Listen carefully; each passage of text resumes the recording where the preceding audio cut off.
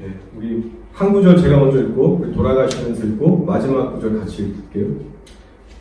전에 율법을 깨닫지 못했을 때에는 내가 살았더니 계명의 이름에 죄는 살아나고 나는 죽었도다. 생명에 이르게 할 계명이 내게 대하여 도리어 소망에 이르게 하는 것이 되었도다. 죄가 기회를 타서 계명으로 말미암아 나를 속이고 그곳으로 나를 죽였는지라. 이로 보건대 율법은 거룩하고 계명도 거룩하고 의로우며 선하도다.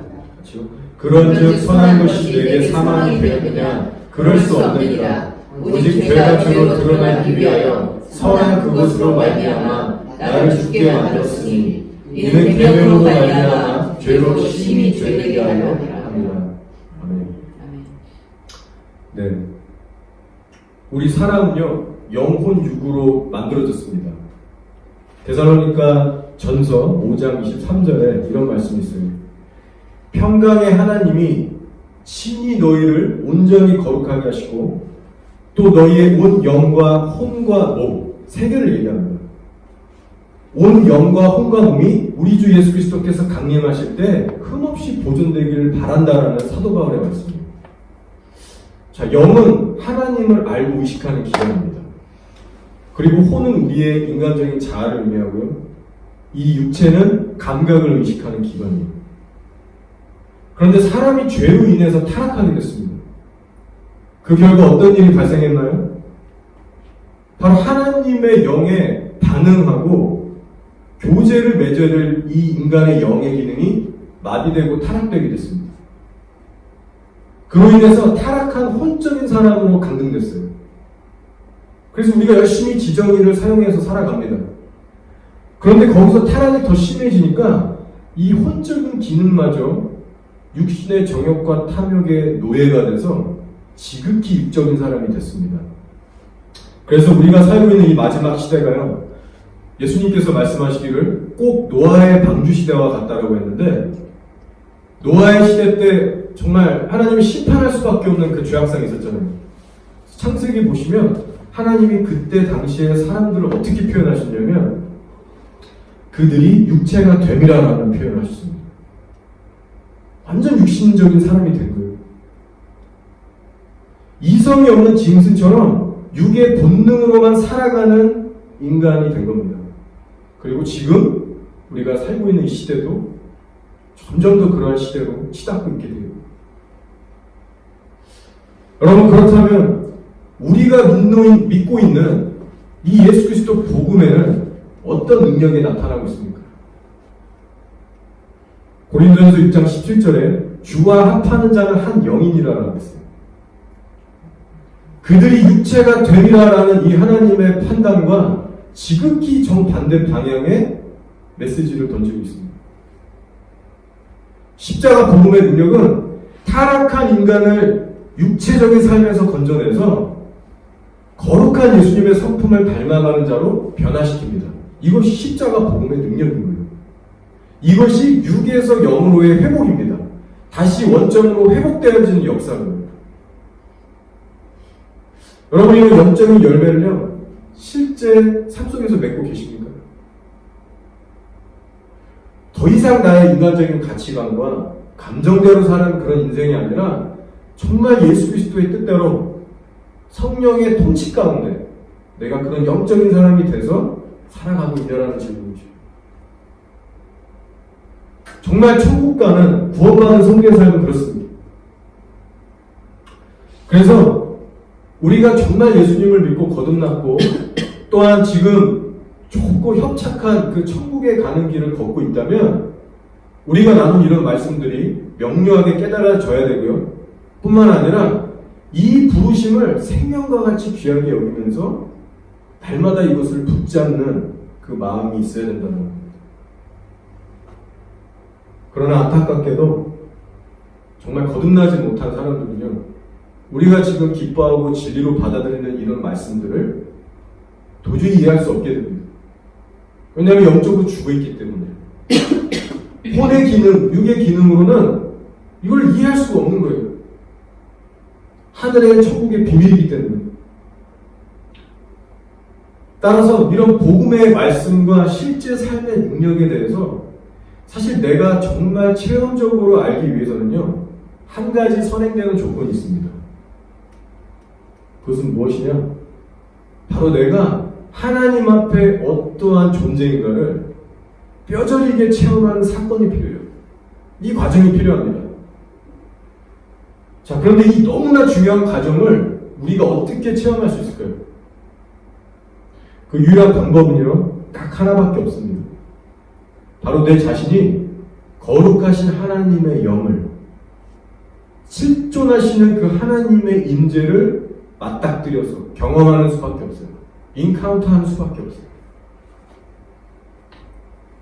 내가 직접적으로 거룩하고 공의로우신 하나님의 영을 대면했을 때만 깨져서 알 수 있게 되는 것이 바로 이겁니다. 공의의 재판장이신 하나님의 임재 앞에 설 때만 내 악한 자의 모습이 있는 그대로 폭로되고요. 바로 따라오는 현상은요, 내 스스로 탄식으로 고백하게 됩니다. 아, 나는 사형 선고받은 죄인이구나. 이 탄식이 그냥 누가 가르쳐주지 않아도 고백하게 되는 거예요. 막연히 난 그래 죄인이지. 아, 난 그렇게 착한 사람은 아니야. 나는 법 없으면은 살 수 없어. 이렇게 인간적인 수준으로 내가 죄인임을 인식하는 게 아니라 그냥 사형 선고가 터져 나오는 거예요. 세포 하나하나가 내가 죄인임을 깨닫게 되는 거예요. 오늘 로마서 말씀이 바로 그런 내용입니다.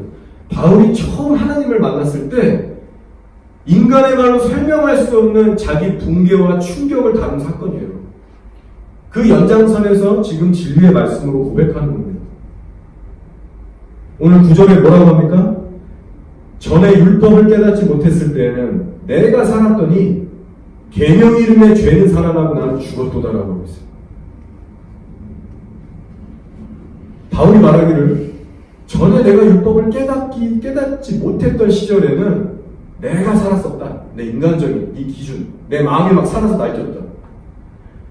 바로 하나님을 향해서 잘못된 열심을 가지고 문자적으로만 율법을 지키면서 교회를 막 핍박했던 시절이에요.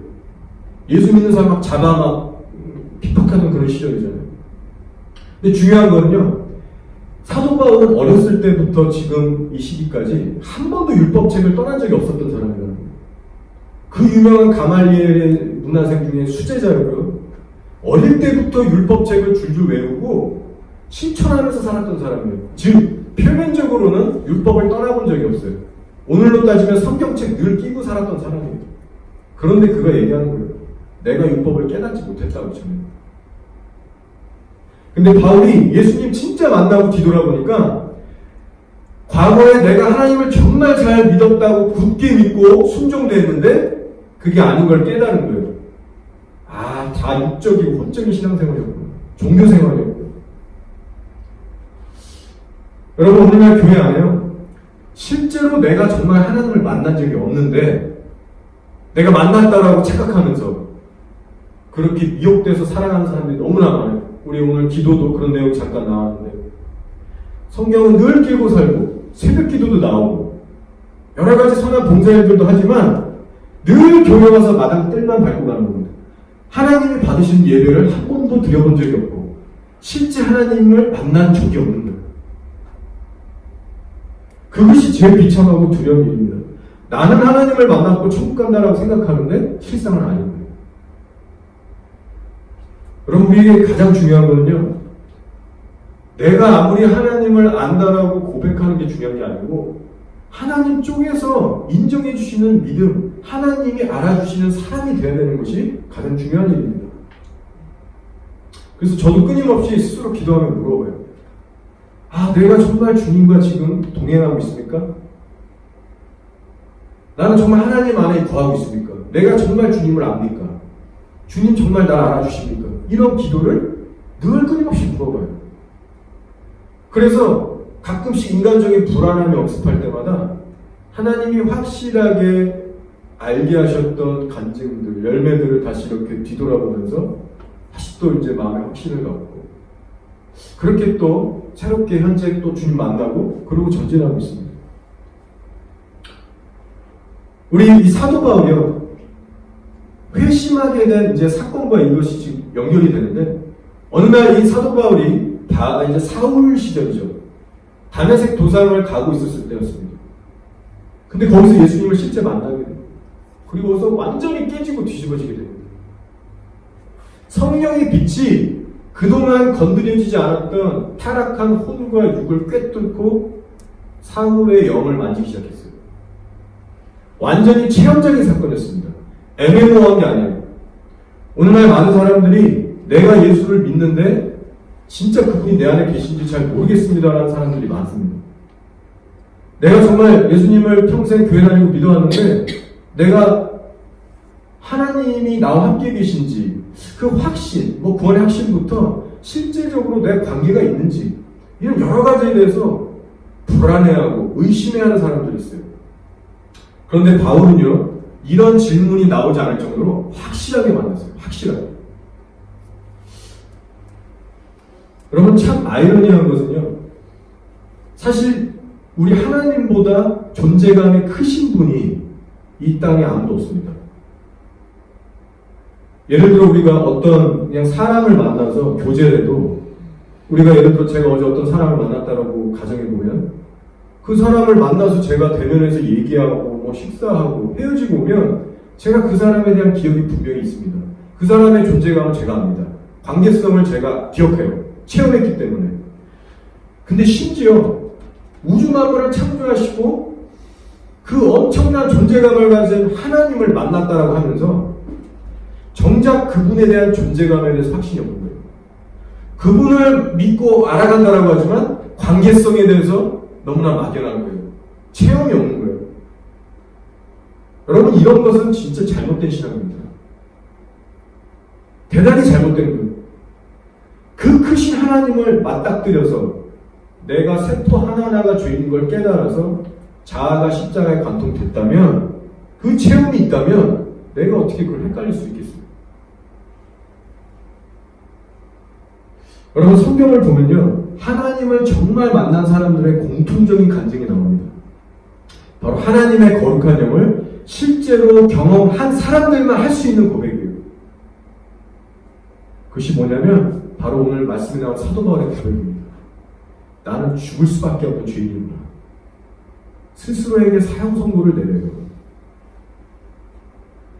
오늘 말씀에 뭐라고 하죠? 하나님의 계명의 이름에 죄는 사람하고 나는 죽었도다. 우리 10절에 또 똑같은 말이 나옵니다.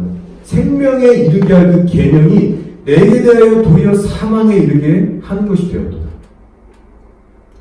여러분, 어떤 단어들이 지금 계속 나옵니까? 죽었다, 사망했다, 소망 없는 절규의 탄식들만 나옵니다. 좋으신 하나님을 만났더니 와, 행복하다, 편안하다, 기쁘다가 아니라 내가 다 죽게 되었다.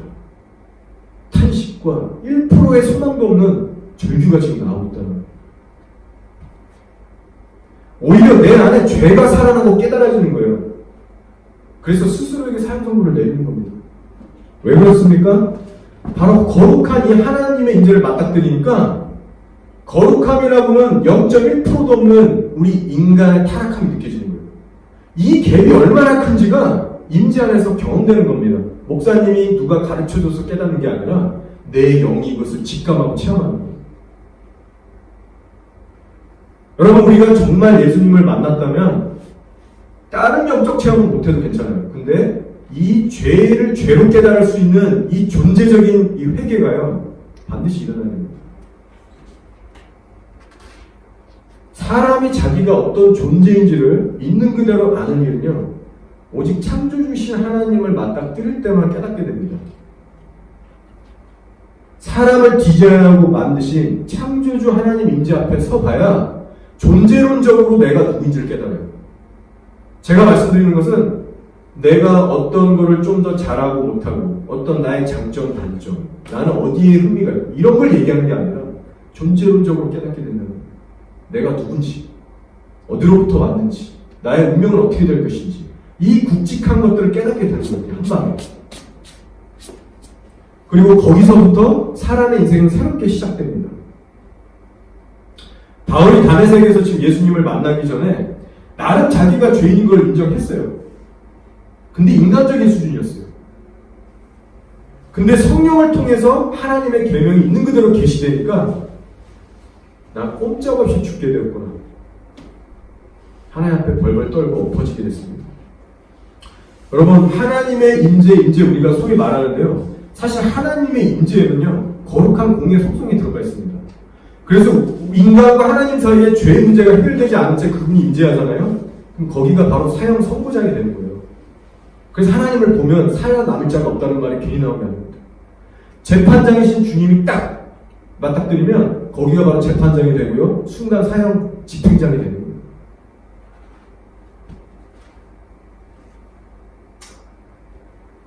여러분은 여태까지 신앙생활 해오시면서 정말 이 하나님의 임재다라고 할 수 있는, 이 거룩하다라고 할 수 있는 하나님의 임재를 여러분 만나보셨는지 모르겠어요. 교회에서 그냥 수련회 때, 집회 때 느끼는 뜨거운 거 그런 거 말고 진짜로 하나님 앞에 내가 뼛속까지 죄인임을 경험하게 하는, 내가 정말 자아가 죽어질 수밖에 없는 그 경험을 저는 여쭤보고 있는 겁니다. 하나님께서 목사나 어떤 사람을 도구 삼으셔 그 일을 행하셨든, 아니면 하나님께서 직접 여러분에게 나타나셔서 행하셨던 간에 철저하게 내 악한 모습을 대면해서 깨져본 적이 있냐는 겁니다.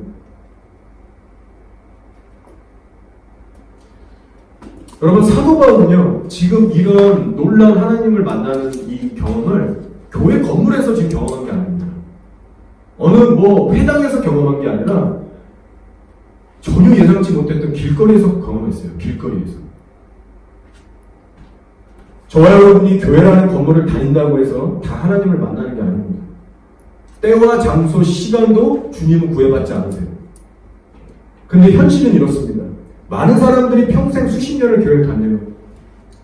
근데 이런 진짜 회심 체험을 못하다가 어떤 분들은 수십 년 동안 신앙생활 그냥 하다가 하나님의 은혜로 어느 순간 막날에 험날에 깨달아서 진짜 십자가를 관통하는 사람도 있고요.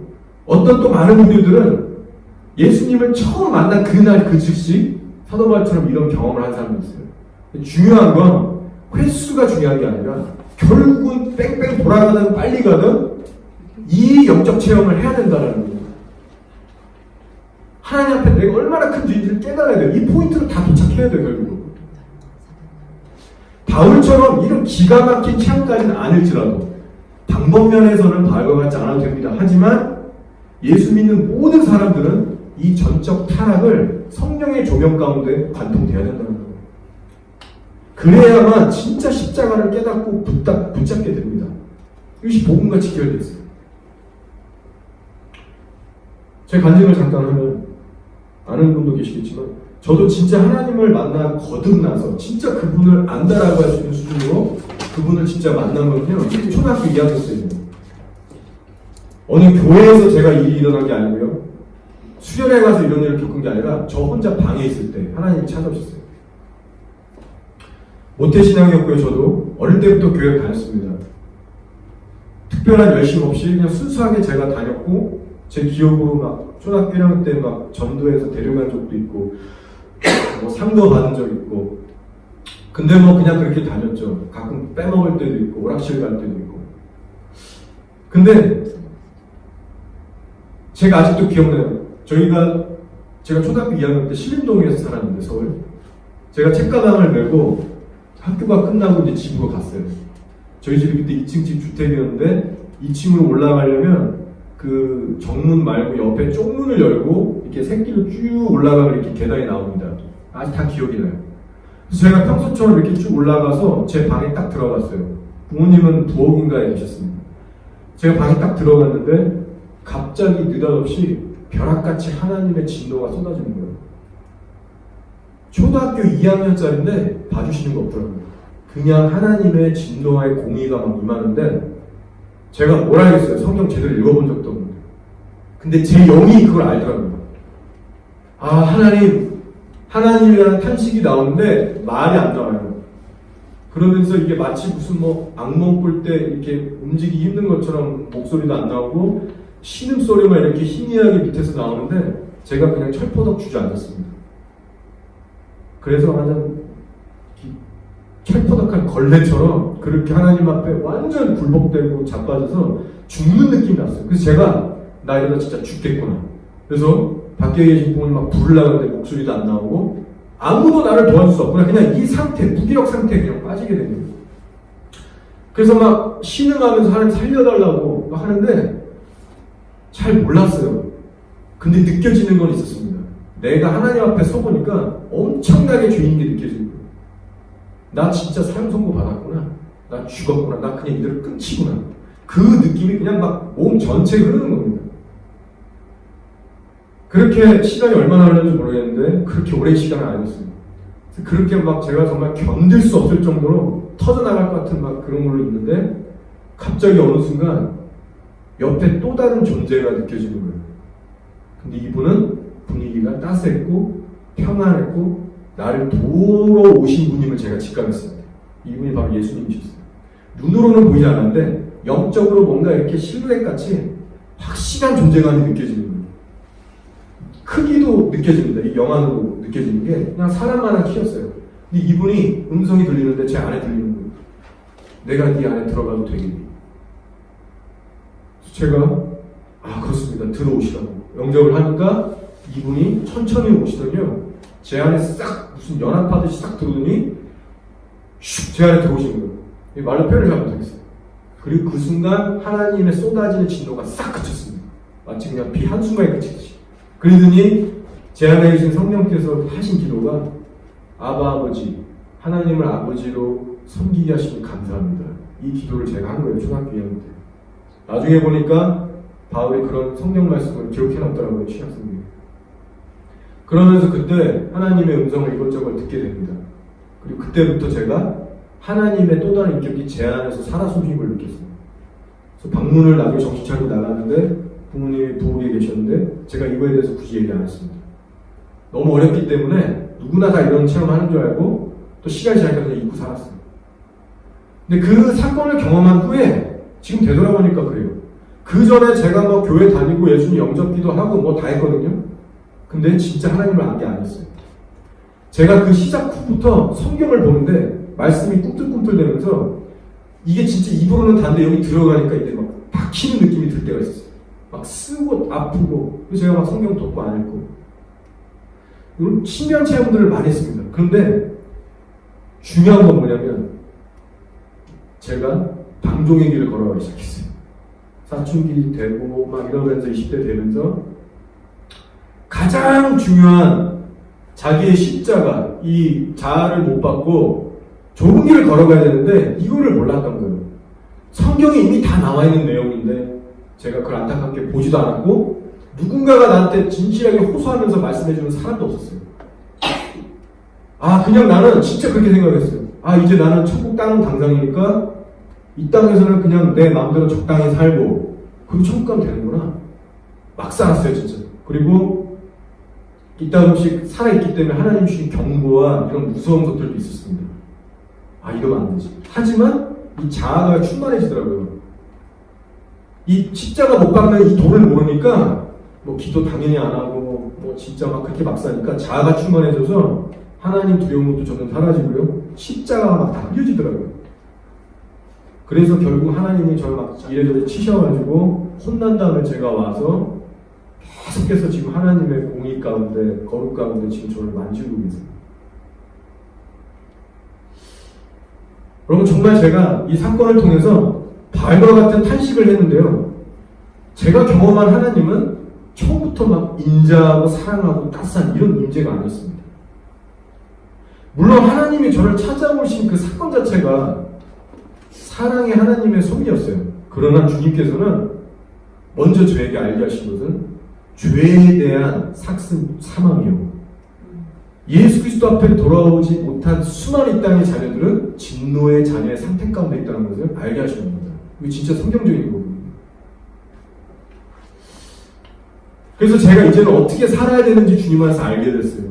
후회스럽기도 하고 그리고 실제로 제가 맡았던 부서나 전도했던 대상들에게 기회만 되면 내가 다시 이 제대로 된 복음을 지금이라도 똑바로 알려주고 싶은 그런 마음도 있습니다. 가끔 침대에서 자다가 옛날에 지었던 죄를 생각나면 이불을 걷어차고 내가 그때 왜 그랬지? 가슴 치는 후회가 밀려올 때도 있습니다. 제가 말씀 말씀드리고자 하는 것은 제가 이 거룩하신 하나님을 만난 것은 누군가의 가르침에 의해서 제가 만난 게 아니라는 겁니다. 하나님의 은혜로, 절대 주권적인 그분의 은혜로 제가 그분의 영을 맞닥뜨림으로 말미암아 깨닫게 된 고백이에요. 사형 선고의 느낌이 뭔지 그분의 인재의 그 무게 앞에서 경험한 것이 있어요. 제가 0대 0으로 안 거예요. 그러면서 제가 이 시각까지 신앙생활을 해오면서 깨닫는 것이 있습니다. 뭐냐면 정말 예수 그리스도를 만난 사람들은요, 이런 동일한 경험을 한다는 겁니다. 방법면에서는 주님께서 달리 일하실지 모르지만 내가 죽을 놈이구나, 나 진짜 지옥 가도 할 말이 없는 놈이구나, 이 확실한 체험을 하게 하신다는 거예요.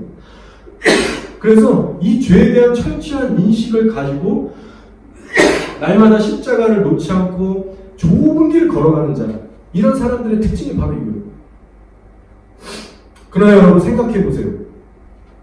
이런 거룩한 하나님의 영을 내가 실제로 경험한 적이 없는데, 깨어진 적이 없는데 그저 교회를 다닌다라고 가정해 보세요.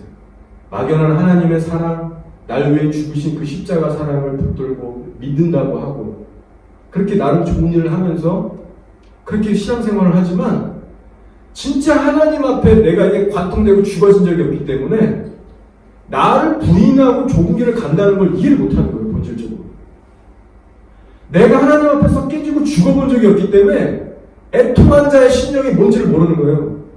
심령이 가난하다는 게 뭔지 모르는 거예요. 마태복음 5장에 나오는 산상순의 심령 있잖아요. 구원받은 자들에게 나타나는 증거의 현상들인데 그게 뭔지 모르는 거예요. 그러니까 이게 다 혼자 육적으로 종교생활하다 지옥으로 가게 되는 운명입니다. 로마서 3장 19절 20절에 이런 말씀이 있어요.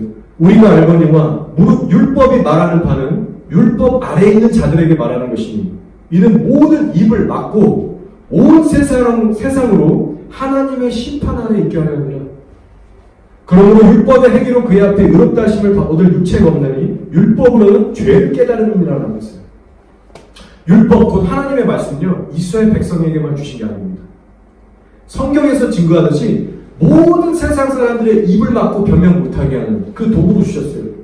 그래서 이 율법 말씀을 통해서 우리가 죄를 깨달아서 하나님의 진노 아래 있다는 것을 깨닫고 메시아 예수 그리스도를 간절하게 붙잡을 수 없게끔, 그렇게 붙잡을 수밖에 없게끔 만들어 놓은 장치예요. 그래서 구약이 먼저 오는 거죠. 예수님을 기다리고 사모하도록 먼저는 죄를 깨닫는 거예요. 한국에 이정훈 교수라는 분이 계십니다. 여러분 아시는 분 아실 거예요. 요새 유튜브 틀면 대머리 평신도 사역자신데 아주 왕성하게 사역을 하십니다. 제가 최근에 이분의 간증을 보고 감동이 돼가지고 눈물도 흘리고 막 그랬어요. 혹시 보셨어요? 보신 분 있으세요? 예. 제가 이분의 간증을 들으면서 확실하게 느낀 게, 아, 이분은 진짜 십자가를 만났구나. 이분은 십자가의 도가 뭔지를 안다. 어쨌든 최소한 지금은 그래요.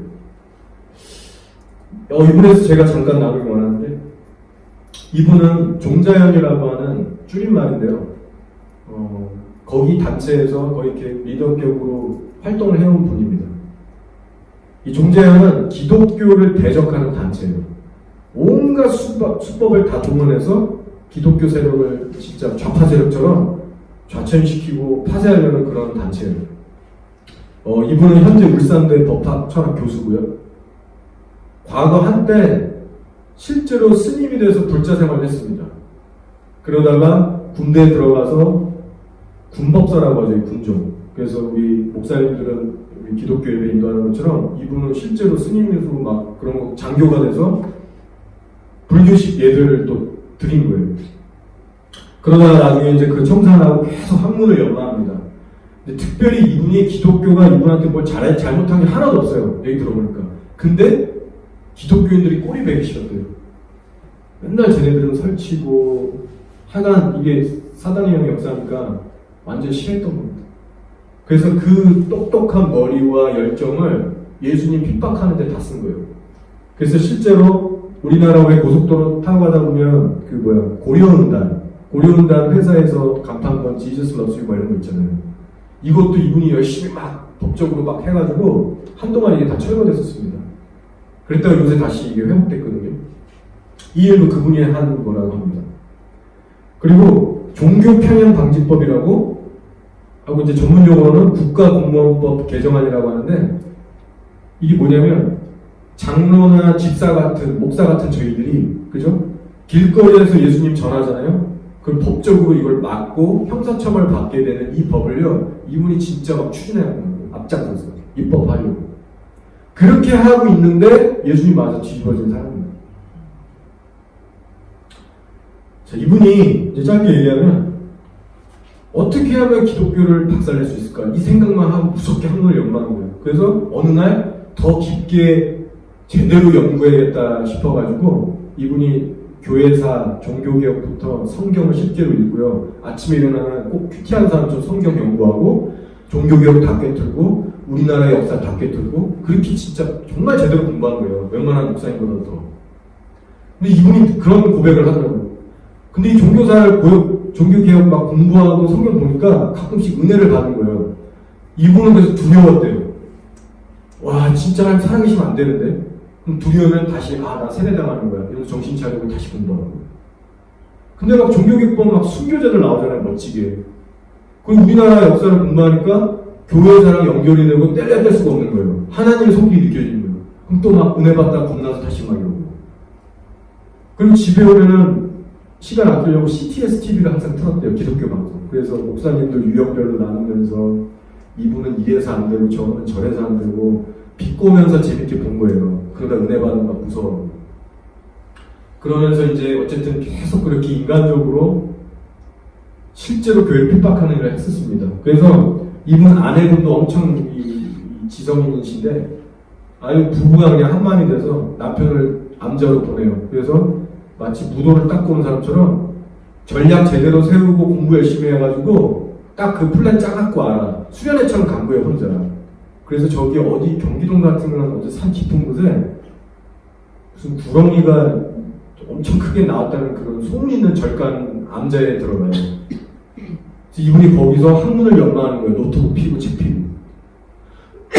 근데 이상하게 예전에는 절에만 가고 동굴에 가면은 이런 것들이 너무나 공부가 집중이 잘 되는데 어느 순간부터 이게 안 된대요. 가면 머리가 아프고 두통이 일어나고 그리고 때가 너무 여름이어가지고 막 노트북이 녹아버릴 것 같더라고 하더라고요. 그래서 이분이 도저히 견디다가 못해가지고 아내한테 전화를 해서 나 진짜 너무 집중이 안 된다. 근데 이상하게 암자만 떠나서 딴 데 가면 정신이 괜찮아진다. 나 도저히 앉아있어 못하겠다.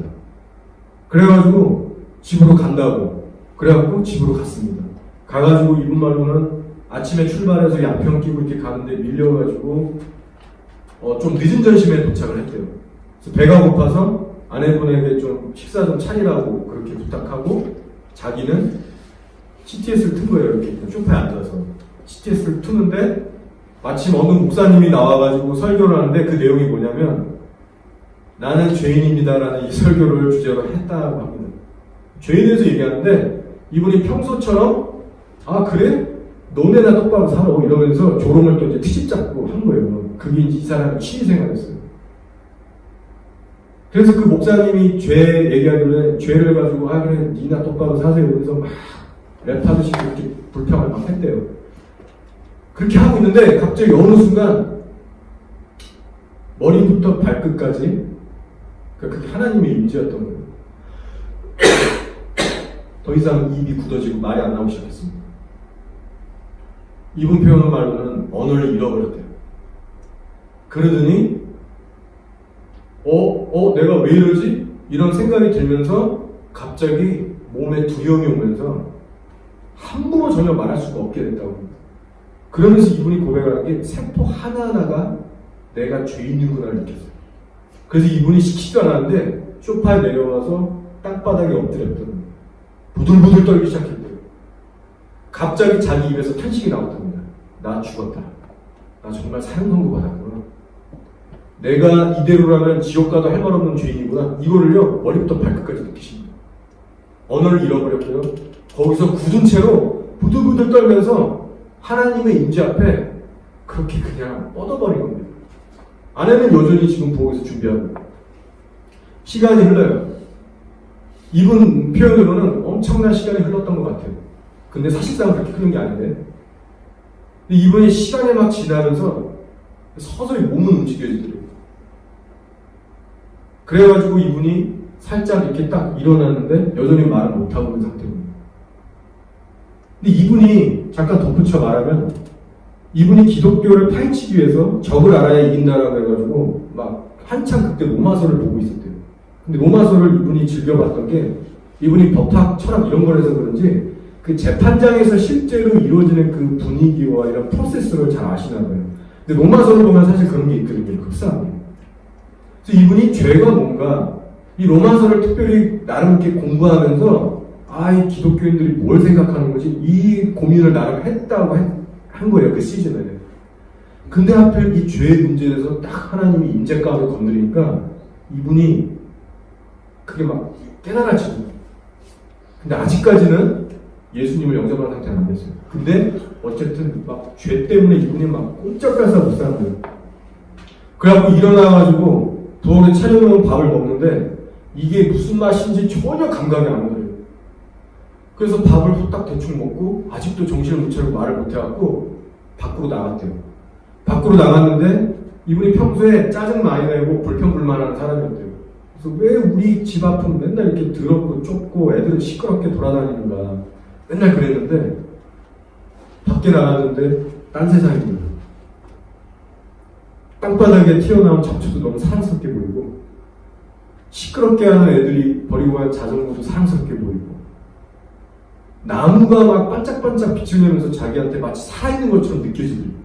생명으로 다 느껴지더래요. 그냥 온 세상이. 그래서 자기가 계속 걸어가다가 나 더 이상 이렇게 걸어가면 나 무슨 일 날 것 같아서 걸음을 멈추고 집으로 들어갔대요. 그러는 길목에 내가 왜 근데 안 죽었지? 내가 왜 아직도 말을 못하고 있지?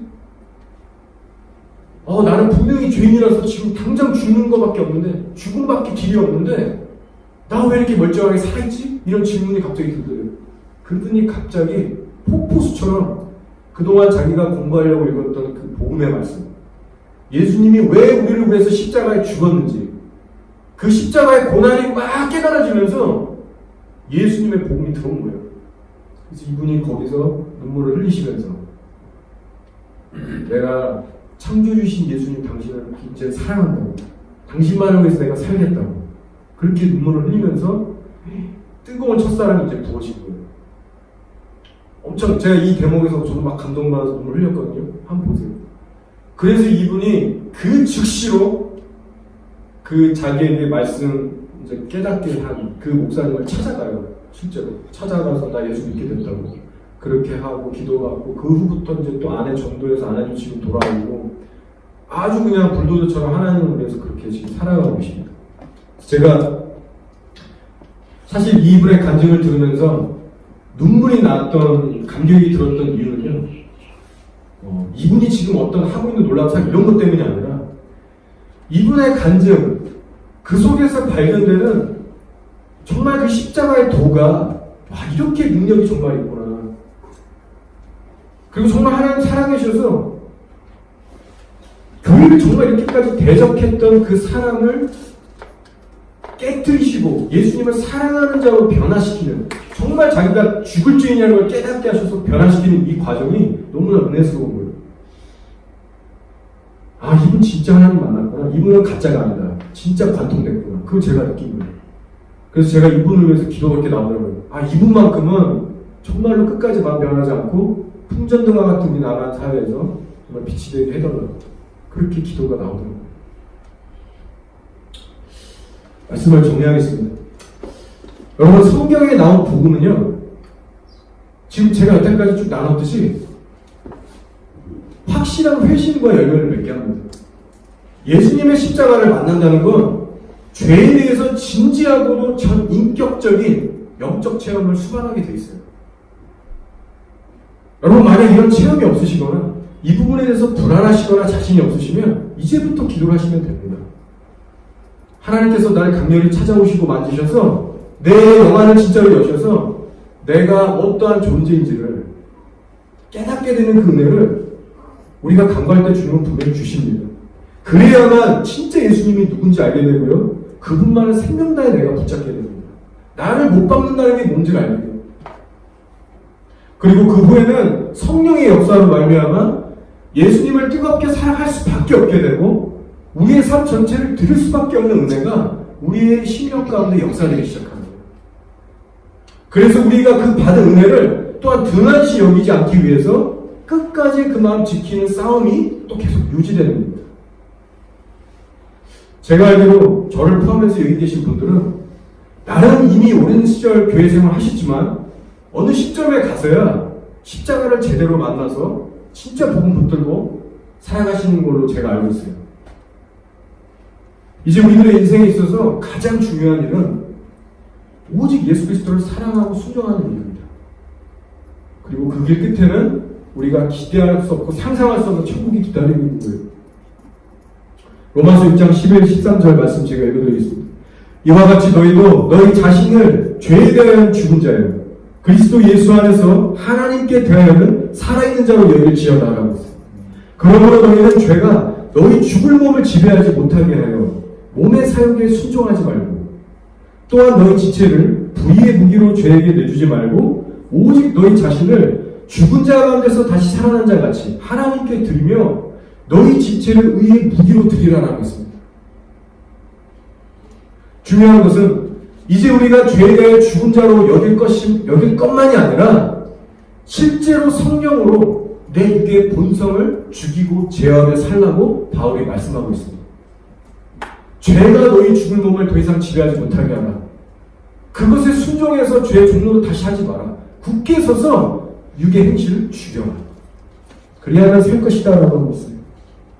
여러분 이제 우리가 예배를 마치고 실제 삶으로 돌아갑니다. 다시 한번 순종의 삶을 시작하는 그 현장이 우리 가운데 펼쳐지게 될 거예요.